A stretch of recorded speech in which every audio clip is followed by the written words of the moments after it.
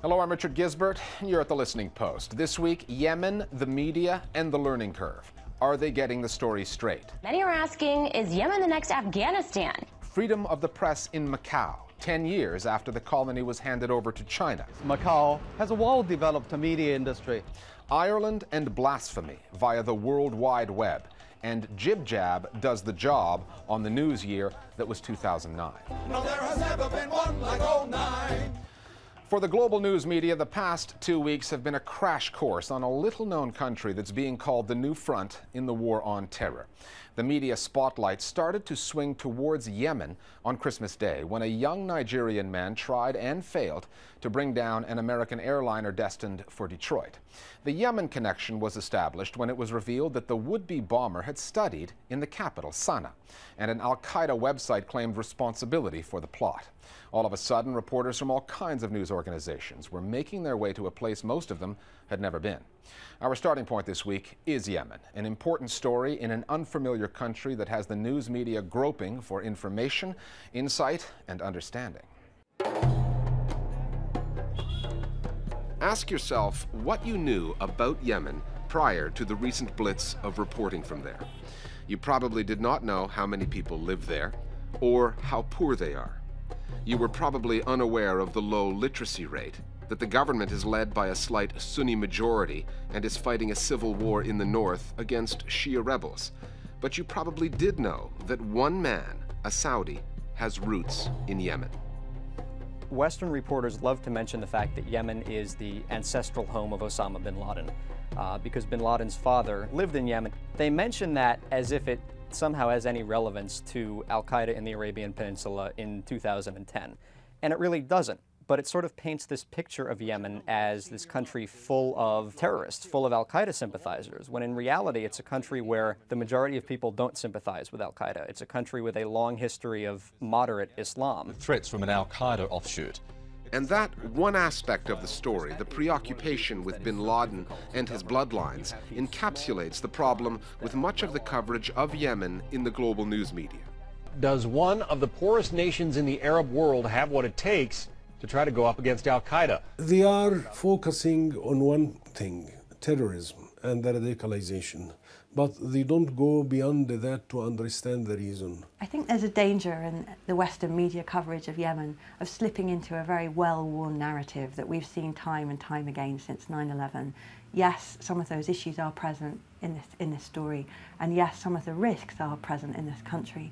But I think it's really important that we get beyond that very tired narrative that we've heard time and time again. Many are asking, is Yemen the next Afghanistan? The Western media coverage of Yemen has been very one-dimensional. It's been very focused on al-Qaeda in the Arabian Peninsula, al-Qaeda in Yemen.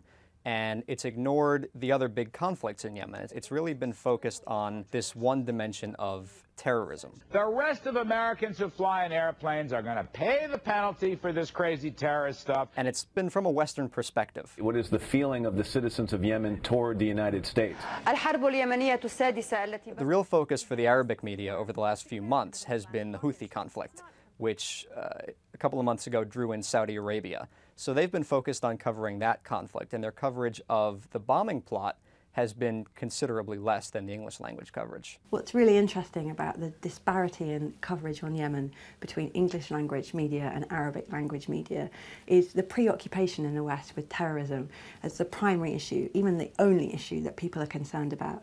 In the region, in the Arab media, and there's a much better understanding of the internal issues that are affecting the country, a much better understanding of the broad nature of the challenges that currently face the Yemeni government. Challenges such as Yemen is a resource and demographic time bomb. The country's water supply and its oil production are both expected to dry up within a decade. 75% of the population is 25 years of age or younger. These are the kinds of facts that provide context, but they are often lost when foreign reporters parachute into places like Yemen and treat the story as breaking news. It is very challenging because when you report on something, you need to understand it first.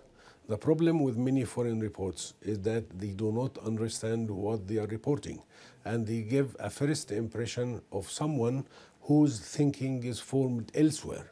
So they see it as something novel, but not necessarily something real. I think there's a number of challenges involved for Western journalists trying to report in Yemen. I mean, the primary issue now is security. It's becoming increasingly difficult for journalists to leave the capital and to travel around the country. So there are physical restrictions on people's ability to report. Much of the country is off limits to journalists, particularly to Western journalists. Sada province in the north, where the Houthi conflict is raging, that's entirely off limits. Shebwa province, where al-Qaeda is believed to have its strongest presence, that's off limits. Parts of the south are off limits. So there's a practical challenge. And then also, for Western reporters, there's a cultural challenge, because this is a complex society. There's a complicated relationship between the central government and the tribes in remote parts of the country outside of Sana'a. It's a difficult country to try and quickly understand. And when reporters and their photographers are unable to take their own pictures, their news organizations rely on images from outside sources, such as al-Qaeda. These are videos, these are photographs that are posted by essentially the media wing or the propaganda wing of al-Qaeda in the Arabian Peninsula. And they're posted on the internet, and then they're disseminated on forums and by organizations in the West that monitor terror groups. Al-Qaeda is happy to have these out there. Most intelligence officials say there are only a few hundred active members in Al-Qaeda in the Arabian Peninsula. So these videos act as almost like a force multiplier. They allow the group to portray itself as being much larger and much more influential than it actually is. So they're happy to get these images out there. And the mainstream media are happy to use them. Al-Qaeda has found a new safe haven. If you're looking for a web-based alternative for news and information on Yemen, we recommend a site called Wak al-Wak. The address is islamandinsurgencyinyemen.blogspot.com. A Sana-based journalist named Nasser Arabayi blogs in both English and Arabic on Yemen at narabayi-e.blogspot.com. And sanabureau.wordpress.com is also useful. It's an aggregator, a site that posts informative articles about Yemen from a multitude of sources. And while you're at it, you might want to bookmark those sites. Yemen is in the news, and it looks like it's going to stay there. Here's how our Global Village voices see the coverage of the Yemen story. I'm extremely concerned about the way that the media has been dealing with Yemen, especially the Western media. It's ignoring all the past. In fact, the real story here is that why is it that the Western media in particular is failing to highlight what is going on in Yemen? Why is it that this state is becoming a failed state? And why is it that is allowing both the Saudis and the Americans to come and bomb at will its own civilians and the own population? Instead of preventing terrorism, the debate here in America seems to be focused on who is to blame and how to gain political capital. Muslims in particular are feeling the pressure as the discussion also focuses on requiring separate lines for Muslims at airports. The issue has become a political football that will play hard in this year's elections. Elections in which Obama's Democratic majority will lose some seats in both the House and the Senate. We are now closing in on 4,000 viewers following us on Facebook and Twitter. They check in to find out what stories we're working on in case they want to weigh in as one of our Global Village voices. If you'd like to do the same, just go to either of those sites and search us out, or you can get in touch with us the old-fashioned way on email. We're at listeningpost@aljazeera.net. Time now for some quick hits from the world of global media. Listening Post News Bites. Beijing is throwing more money at state media outlets as China continues to try to increase its influence around the globe. Last year, China launched a new English language newspaper called The Global Times, as well as television channels that broadcast in Arabic and Russian. This year, it has plans for 2 more channels that will broadcast in English, including a business channel described as a Chinese CNN.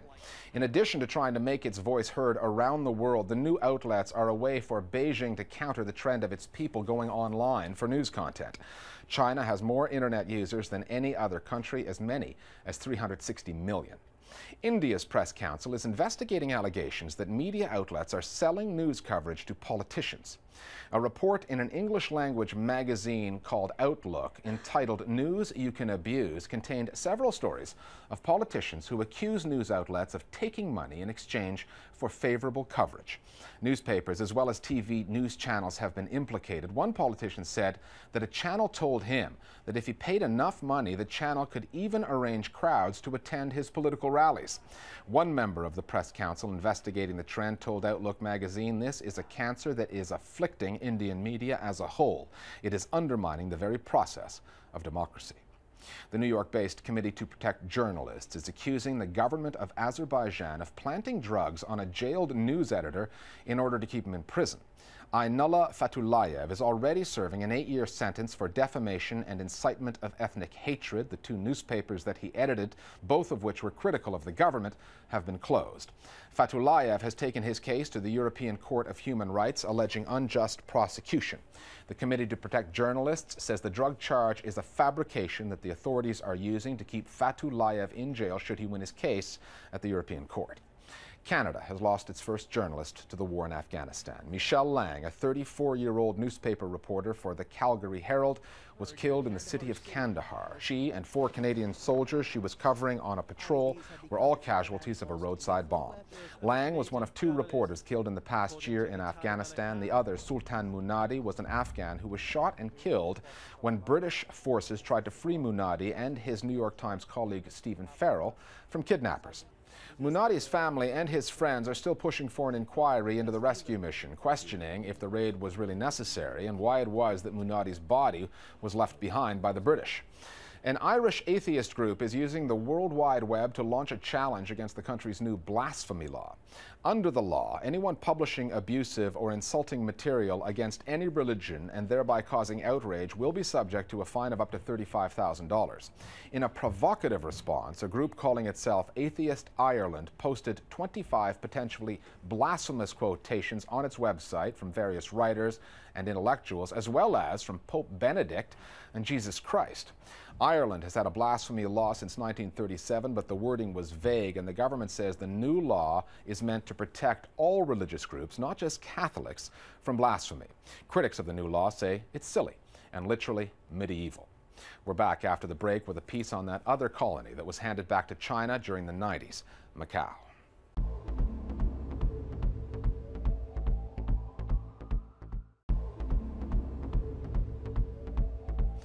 Welcome back. Way back in 1997, the global news media descended on Hong Kong to cover the handing over of the former British colony to China.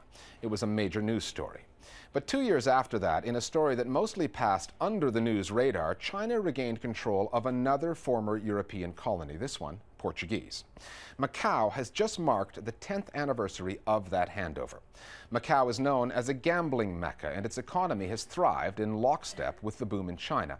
But what has the political transition meant for freedom of expression there?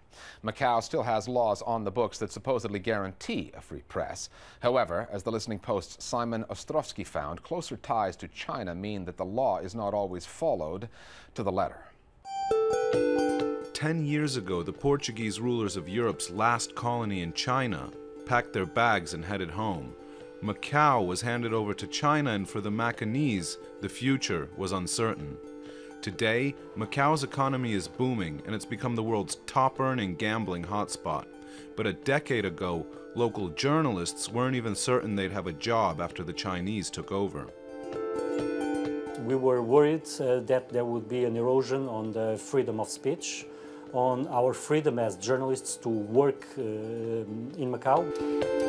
But as the economy grew, so did the number of publications, and mainland Chinese-style censorship of the media never materialized here. In the 10 years since Macau was handed back to the People's Republic of China, the economy here has boomed, and so has the media, with a proliferation of new newspapers and magazines, but most of them are supported by the government, and that is a problem for free speech. Just across the border of the Macau Special Administrative Region, mainland China and its authorities keep a tight lid on dissent and still censor content in newspapers, television, and on the internet. But under the One China, Two Systems policy, Macau, like Hong Kong, is left to manage its own affairs. Tiny Macau has a population of just over 500,000, but there are radio and television services in 3 languages and dozens of newspapers and magazines for both Chinese-speaking and Western readers. Most only survive thanks to government support, and as a result, few dare to criticize the authorities. All media receive subsidies in huge amount of money. So they survive not because of the publicity or by selling newspapers. This, he says, is the reward for papers who toe the government line. A brand new office building given to the privately owned Macau Daily News, free of charge. A decade of change. The 10-year anniversary of Macau's return was big news in mainland China, and an opportunity for the government to drum in yet again its narrative of China's rise. China's President Hu Jintao was welcomed with fanfare and praised Macau's leadership, but at least 2 reporters from Hong Kong were barred from the event by Macau immigration authorities. A number of activists, also from Hong Kong, who wanted to stage protests around the Hu visit, were also turned away. China Central Television ran a number of specials and news reports to mark the anniversary. Despite a relatively small size, Macau has a well-developed media industry. Its story on Macau's media scene for foreign viewers portrayed the territory as a beacon of media freedom. And in what extent is the independence editorial policy that you have when you open this magazine? Completely. João Pinto heads up the Portuguese language portion of Macau's public broadcaster, TDM. He witnessed the handover as a journalist in 1999. It was a very emotional day for me. I'm a Portuguese. This was the last Portuguese colony in the world, in Asia, and there were indeed some worries. Moving back to China for some of us meant that we were afraid that our freedom of speech would be somehow diminished or we would have problems in the future. Well, fortunately, nothing happened. There was no erosion in the freedom of speech. There was no cutback on the operations of the Portuguese TV channel. We can criticize local officials. We can produce news and current affairs program which debates policies, and we do that. But did the same hold true for Macau's Chinese language media? José Coutinho of the legislature told me that even at the public broadcaster, his critical remarks were rarely broadcast in Chinese. This is a public local Chinese TV station, and it happens not once. It's every time that I speak, the most important part is omitted. And that makes us quite frustrated. João Pinto conceded that the rules seem to be different for foreign reporters and their Chinese colleagues. They seldom criticize the government, either the central government or the local government. They seem to exercise a high degree of self-censorship on reporting certain news which might be harmful to the image of Macau or to the image of local leaders. I wanted to find out why that was, but many Chinese journalists I approached said they couldn't talk about the issue on camera. Because I know the Portuguese language media here, they're able to, report pretty much anything they want because the government isn't really concerned about what they say. But for Chinese journalists, is it different? This kind of question, actually, maybe I have to mention to my boss first. One reporter who was willing to speak to me confirmed that editors did pressure reporters to avoid sensitive topics. They would somehow indirectly influence your news. Like, are you sure you have to report in this way? Are you sure you have to say this word, this phrase? Nowadays, maybe everybody on the street knows what is happening in the society, but we just cannot broadcast what we observed. Macau's European past has given it an edge over mainland China in terms of a vibrant media landscape. But even here, it seems, some things are best left unsaid. Yet while the economy continues to expand and Macau's financial fortunes rise, few are likely to question the course the authorities have set out. More Global Village Voices now on the story in Macau. At a time when media organisations all over the world are contracting their operations, the Chinese authorities have invested billions of dollars into expanding their media operations. While it looks slick, it looks more diverse, it's more sophisticated, it still has to represent China's viewpoint. And to China, propaganda is not a degraded form of information, it is information. The Chinese, in all kinds of ways, are edging into the international system and into what you might call the wider world. Now, they've always thought that the media inside China is very important to get out the party's message. Now, one of the things that they are catching on to is that there are other countries which send out the message not with the expectation that people are going to obey what they read or what they hear, but that people will be persuaded. It's been, on the whole, not very successful with their foreign language press, but I think that they are having more success with a relatively flexible way of putting things on the radio and in television. Finally, media junkies have had it up to here with reviews of the 2009 news year, but we're going to ask for your indulgence one last time. Jib Jab is an interesting outfit. Set up by a pair of brothers in their garage in Brooklyn, New York, they broke the mold for animation-based internet humor way back in 2004 when their video of George W. Bush and John Kerry singing "This Land Is Your Land" became one of the biggest viral hits in history. Their take on the 2009 news year is our web video of the week, and we hereby promise that from here on in, our focus will be strictly on 2010. We'll see you next time at The Listening Post. Of the years that have passed in time, no, there has never been one like 09. 43 was pushed out the door, and 44's a bit darker than before. There was fraud in Afghanistan, and a Twitter revolt in Iran. All Governor Palin quit, Bill Clinton picked up chicks, while the swine flu wrapped around the globe. Yes, there were late night lusts, and auto kings went bust. In the Hudson, Captain Sully made a splash.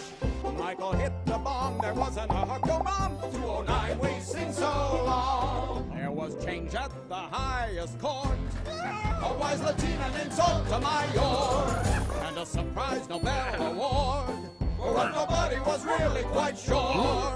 Muammar Gaddafi fumed, 3 won't say how with the moon. Farewell 09, you'll be old.